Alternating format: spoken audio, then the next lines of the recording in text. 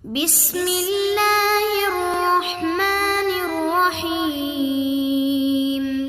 Bicara tentang Turki terlalu jauh. Kita yang berada di Asia Tenggara, apa hubungan kita dengan Turki? Tapi mereka yang membaca sejarah dengan baik, Sultan Hamengkubuwono, Sultan Yogyakarta menunjukkan prasasti bahwa Turki pernah menitipkan kekuasaan kepada Sultan Hamengkubuwono. Buktinya masih dipegang sampai sekarang. Apa maknanya?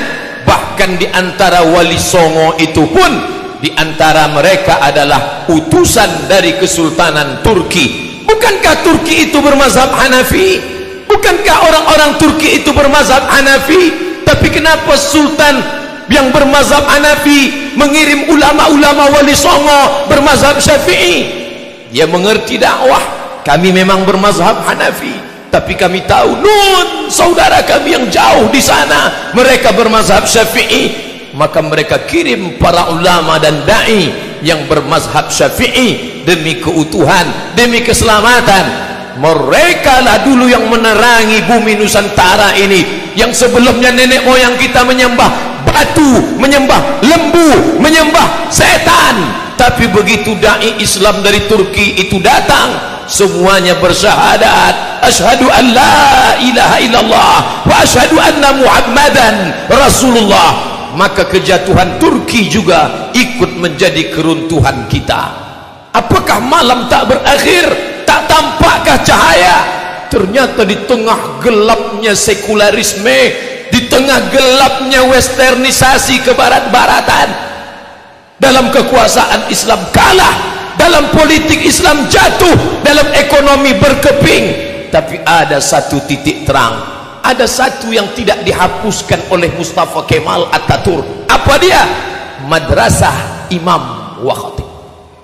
1924 masjid tidak lagi ramai, khamar dihalalkan, perjudian, prostitusi, pakaian pendek, semuanya merajalela. Tapi ada satu yang tidak dapat dihapuskan, Madrasah Imam wa Khatib.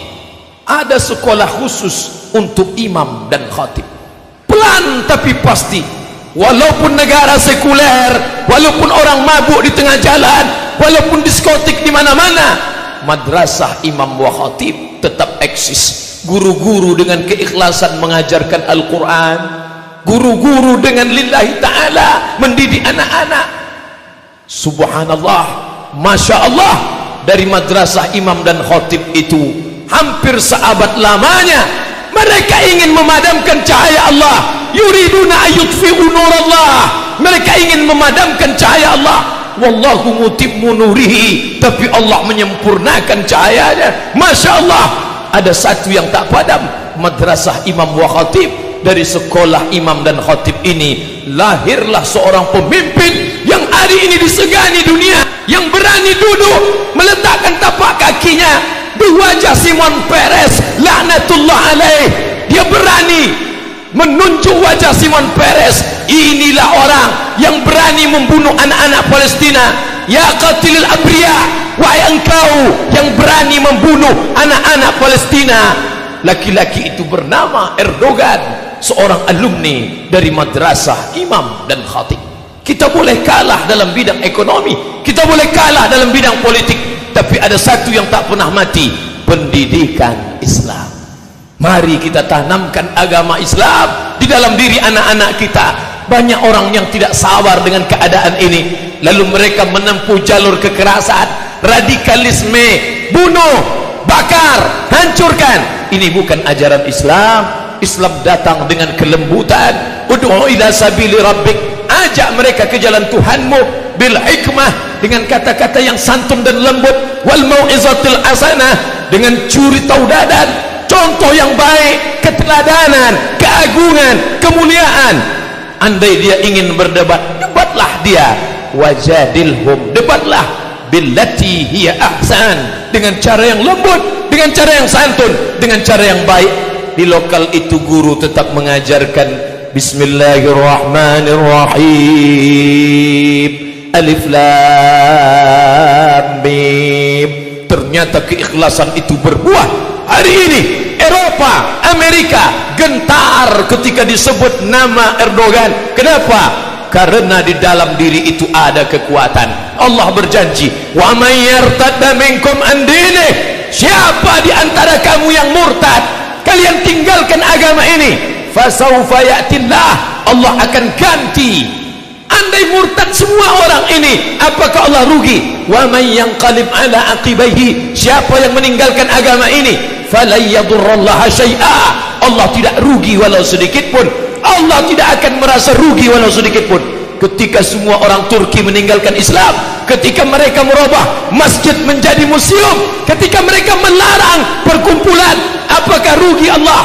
Wa may yartadda minkum an dinihi, siapa yang murtad meninggalkan agama ini, fasawfa ya'tillah, Allah akan ganti. Dengan apa Allah mengganti? Biqaumin, dengan sekelompok orang, yuhibbuhum wa yuhibbunah, Allah cinta kepada mereka dan mereka pun cinta kepada Allah. Yujahiduna fi sabilillah, mereka berjihad di jalan Allah dan mereka tidak takut sedikit pun, karena yang mereka perjuangkan adalah bumi Allah, yang mereka tolong adalah hamba-hamba Allah, dan mereka mengharapkan balasan hanya dari Allah Subhanahu wa ta'ala. Setiap pagi, petang, siang dan malam kita katakan, innaka la tukhliful mi'ad, engkau tidak ingkar janji. Itu terlalu jauh Bapak Khotib, itu terlalu jauh Pak Ustadz, itu tidak terjadi di tempat kita. Bisa saja terjadi. Jangan bangga dengan masjid yang besar, jangan bangga dengan masjid yang megah. Kurang megah apalagi masjid Hagia Sophia yang mereka robah menjadi museum. Kurang hebat apalagi Masjid Al-Hamra, Masjid Cordoba di Spanyol. Tapi hari ini orang tidak lagi boleh sholat di sana. Di tempat mihrabnya terpancang palang salib terbesar di Spanyol. Itu terjadi di mana saja. Kalau tidak kita wariskan agama Islam ini untuk anak cucu kita di masa akan datang, apa yang terjadi di Turki bisa juga terjadi. Embrio-embrionya, bibit-bibitnya sudah nampak hari ini. Negeri Islam lebih 80% Muslim, raksasa. Tapi raksasa itu pengecut. Orang tidak lagi takut pada raksasa itu. Dengan menantang, mereka berani mencalonkan diri sebagai kepala daerah di negeri markas Islam, di negeri pusat Islam, di negeri simbol Islam. Apa artinya? Tidak lagi ada ketakutan kepada umat Islam.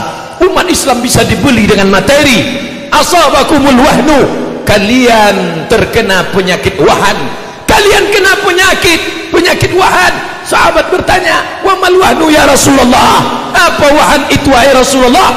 Rasul menjawab, hubbud dunya, hubbud dunya, kalian terlalu cinta pada dunia. Wa karahiyatul maut, kalian takut mati, kalian takut meninggalkan dunia. Maka itulah yang membuat umat ini tidak dihargai. Musuh-musuh bisa membeli iman kita, membeli baju kita, membeli akidah kita. Islam KTP-nya, Islam bapak ibunya, tapi imannya sudah dibeli orang lain. Suaranya dibeli dengan harga 500.000, dengan 50.000 serangan fajar. Mereka tersenyum. Orang yang tidak mandi wajib dan tidak bersunat itu berani menjadi pemimpin kita. Maka Islam tidak mengajarkan itu.